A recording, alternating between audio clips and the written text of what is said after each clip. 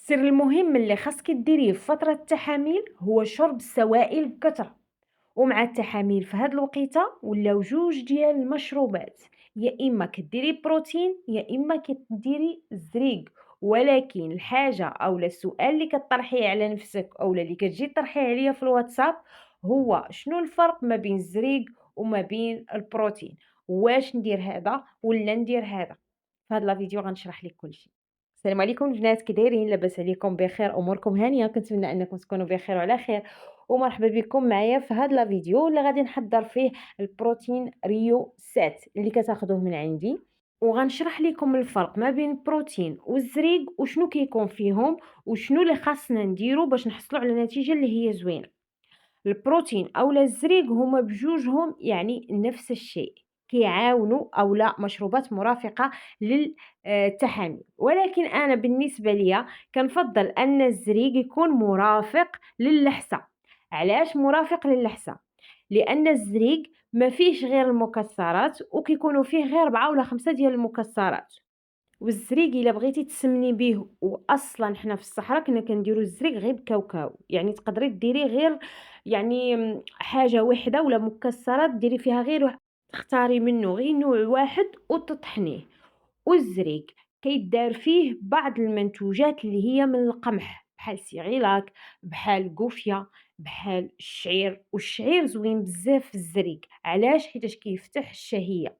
ومني كيفتح ليك الشهية كتكوني يعني كتاكلي بشكل اللي هو كبير، وبالتالي كتزادي في الوزن كلك، لانك مني كتاكلي مزيان كتزادي في الوزن كلك على حسب الجسم ديالك فين كيوزع الدهون. وبما انك غادي ديري التحاميل فيمكن انك تزادي لتحت، ولكن الا كنتي جسم تفاحة راه ما صالح ليكش نهائيا الزريق.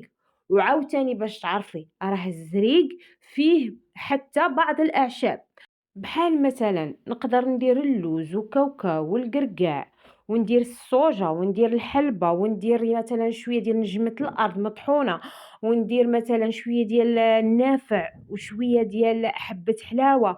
ونقدر ندير هاد الشي كامل ونطحنو ونزيد معاه الكتيرة ونزيد معاه مثلا قوفيا أولا الشعير أولا يعني الشعير كنقصد المقلي، أولا نزيد معاه سيريلاك. دونك نتيا انطلاقا من هاد المعلومات اللي غنعطيك غتعرفي واش غادي ديري الزريق أولا غديري يعني البروتين. والزريق ممكن انك تضيفي فيه حتى بذور الاكيبي والماكا، اي حاجه بغيتي يعني تزيديها فيه كتزيديها فيه.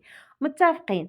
الزريق كناخدوه مع الحليب اولا يعني انا بالنسبه ليا الزريق ياخذوه البنات اللي متوسطات وباغيين يزيدوا غير لتحت وكيديروا التحاميل، اولا البنات اللي كيديروا اللحسه.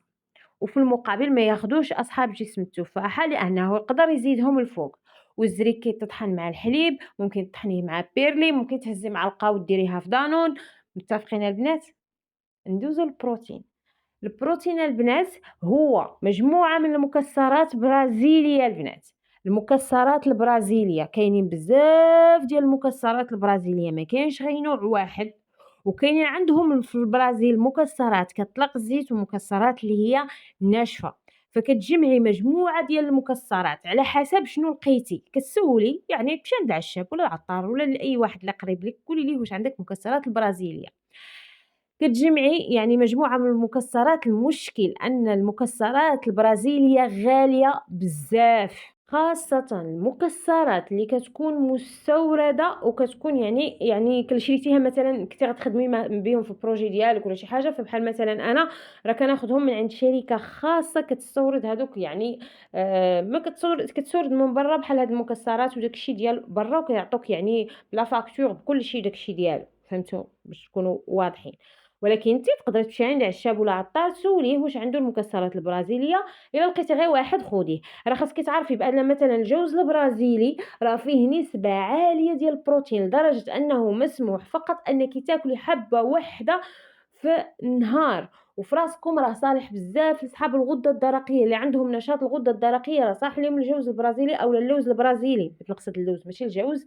ولكن شوفوا كيف ما قُلت لكم المشكل أنهم غاليين بزاف، دونك كتاخدي واحد الكونتيتي كتجيبيها كطحنيها، ممنوع منعًا كليًا أنكِ تزيدي أي قمح، قمح ولا مقلي أولا أي حاجة، تقدري مثلًا تزيدي أولا تعاوني ببعض المكسرات ديال المغرب بحال اللوز، بحال الكاوكاو، ولكن اللوز والكاوكاو يكونوا بلديين، لوز، كاوكاو، شي حاجة هكا تقدري تزيديها، فهمتوا؟ أكاجو تقدري تزيديه، ولكن راه الأغلبية البروتين خاصو يكون فيه غير يعني المكسرات البرازيلية، خاص تكون فيه نسبة عالية ديال البروتين، فهمتوا؟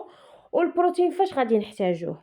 لأننا ملي كنديرو التحاميل أشنو كيوقع لتحت؟ كدور الدورة الدموية بواحد الشكل اللي هو زوين، وبالتالي أي حاجة كليتيها يعني لتحت ديالك أولا الجزء السفلي ديالك كيوصلوه جميع العناصر الغذائية اللي كليتي.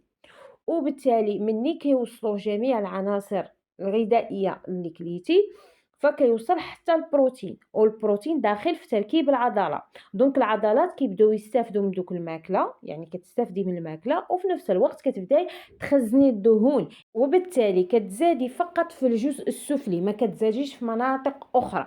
لذلك البنات البروتين راه شوفوا غنقول لكم واحد الحاجة، راه البروتين عندك يسحب لكم ما كايناش شي حاجة مثلًا شي بروتين كيغلظ المناطق الأنثوية وغادي ناخدو بوحدو ونجلسو يعني باش نغلظ وغناكلو غير بوحدو وغادي نغلظ، أولا كتلقايها كتضل تهضر في لي فيديو تقول لك بروتين لتسمين المناطق الأنثوية فقط، هذه كذبة تجارية كيكذبوا بها عليكم باش تاخدوا المنتوج، لأنه البروتين إلا ما تخدمش ما كيدخلش في البنية ديال العضلة، والبروتين يا إما تخدميه بالسبور يا إما التحاميل كيخدموه يا إما كتخدميه بالسبور فقط، يعني هاد الشي اللي يا إما كديري التحاميل وكيعطيك نتيجة، يا إما حيتاش كتكون الدورة الدموية سخونة لتحت وبالتالي البروتين كيمشي لتحت بزاف، يا إما يعني كديري سميتو يعني كديري السبور ديالك وبالتالي ملي كديري السبور راكي كتخدمي الجزء السفلي وكيتزاد لك الجزء السفلي، دونك ما كاينش شي بروتين ناكلو ونجلس وننعس ونتصنت لعظامي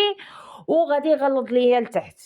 لأ، ما كاينش هادي اش غنقول لكم كدبة كتكدبوها على البروتين، ممكن يكون يعني أعشاب هرمونية بما فيهم الماكا وهذا يعني اللي كيعاونوا الهرمونات ديالنا أنهم يكونوا متوازنين، وبالتالي الهرمونات ديالنا مسؤولين على داك الشي اللي كتاكليه، ومسؤولين على داك يعني تخزين كاع دوك يعني دوك الدهون لتحت، ممكن هذا يعني مشروب نقدروا نسموه مشروب هرموني، ولكن باش نقولوا مثلًا أنه بروتين غتاكليه وغتغلظي غير من التحت، البروتين راه ماشي في الجزيئات ديالو مكتوب فيه الجزء السفلي غنمشي نغلظ الجزء السفلي، المهم ما تضحكوش على هاد الهضرة البروتين كيمشي للعضلة اللي هي كتخدم فقط، عضلة يا إما دايرة تحاميل يا إما كتمشي كديري السبور، يا إما الدورة الدموية دايرة عندك بالتحاميل يا إما كتمشي تحركي وكتخدمي دوك العضلات مزيان وكديري السبور وبالتالي كتزاد الكتلة العضلية.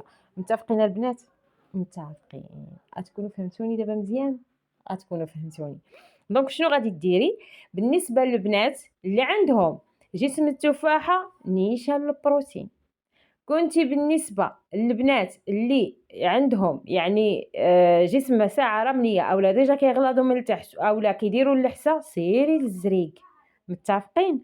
وشوفوا راه أصلًا إلا كنتو كديروا تحاميل ديال العنبر الحر، العنبر الحر ماشي تحاميل الأعشاب، العنبر الحر فممكن كنهضر على تحاميلي أنا حيت متأكدة أنه عنبر حر، فممكن أنكِ ديري يعني حتى الزريق مع يعني التحاميل، الزريق بالنسبة لأصحاب جسم التفاح، متفقين؟